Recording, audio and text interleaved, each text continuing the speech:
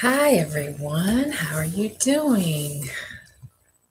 Okay, this is Nicole, as you know, and I'm back with another video. This time it's going to be a review of the movie, as you see in the title, True to the Game. It came out 2017, and what I'm going to do right now, let me turn my volume down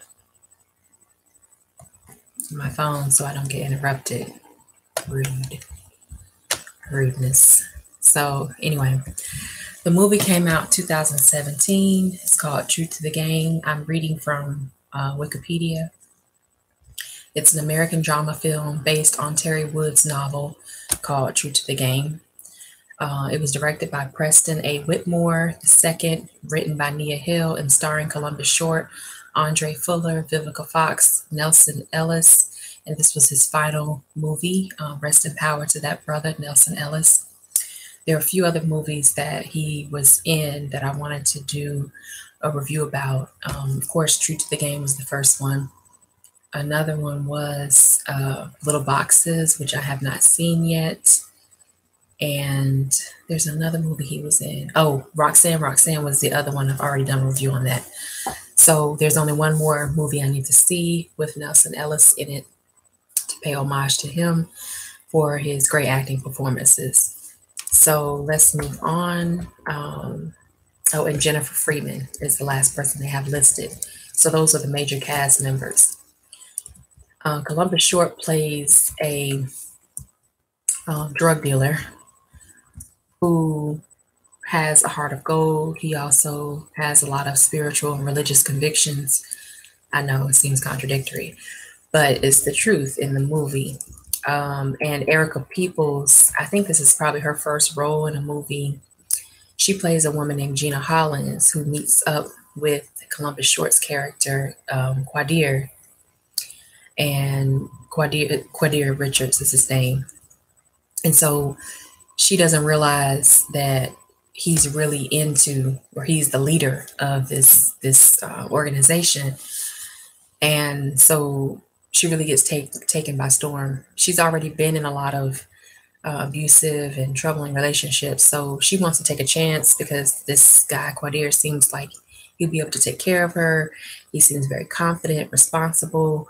But what she doesn't realize is he has a lot of enemies and people who want to take his spot. Specifically, Andre Fuller's character, who his name in there was Jarrell. Jarrell, him and his little crew. It's him, it's one other big buff dude, and this little skinny white girl who go around and act as their own muscle, just hustling people, janking people out of their money, basically. So he thinks he can come do the same thing to Quadir with Quadir's his organization, just either partner with his organization or just completely take it over. Quadir feels that it's time for him to get out of the game. It's time for him to go legit and just leave the game behind. He's made enough money. He says it several times to his associates. He says it a lot to Gina herself. He kind of mentions it a little bit when he meets, her family and everything. But yeah, he's at the point now, at age now, where he's like, I don't want to be involved with this type of business. I need more, more to inspire me. And so Gina is that person to him. She's an artist. She's into a lot of different things. She's into literature, just like Quadir is. He's very intelligent, very bright. He just took a wrong turn in his life, I guess from how the movie is played out, and got in too deep before he realized it. So throughout the movie, you got Jarrell coming at Quadir and Quadir going back at Jarrell. It's crazy. At the end of the movie, it gets real dramatic. It's action-packed. This movie, I would say, is action-packed. There's like something going on like every 5 seconds. Somebody saying something, in the other 5 minutes, there's something going on here. They're developing the characters at the same time. There's action occurring. So I will say that the movie was good. The screenplay was written by Nia Hill. And as I said earlier, Preston Whitmore II actually directed this movie. Now, Preston Whitmore I wanted to also mention him because he's an excellent director. He kind of his filming reminds me of what's the guy's name? Will Packer. A lot of the films that he does, not necessarily the storylines or the actors he uses, but the way that he films his movies and the way he gets to the way he gets to the point. That's what I like about Preston A. Whitmore the second. I'm sorry, I have to say it properly. And Will Packer is that they get to the point. There's not a lot of dragging along in this movie. It's like bam, bam, bam. You know what's going on with the movie in the first, I would say, first 3 to 5 minutes. You know what the deal is. By the middle of the movie, you already feel kind of like torn between certain characters. You can kind of feel for Jarrell, but then you feel for Gina, and then you feel for Quadir, and then you don't feel for Quadir. You're like, man, forget him. So it pulls you in different directions, but it keeps the flow moving real fast. And I like that it gets straight to the point. But the reason I wanted to mention Preston Whitmore the second was because he also directed This Christmas from 2007 that starred what Chris Brown was in that movie. Regina King was in that movie. Laz Alonso, the father who played the man who played as the father in Crooklyn. Delroy Lindo. I just remember his name popped in my head. I'm sorry, brother. I had a brain fart.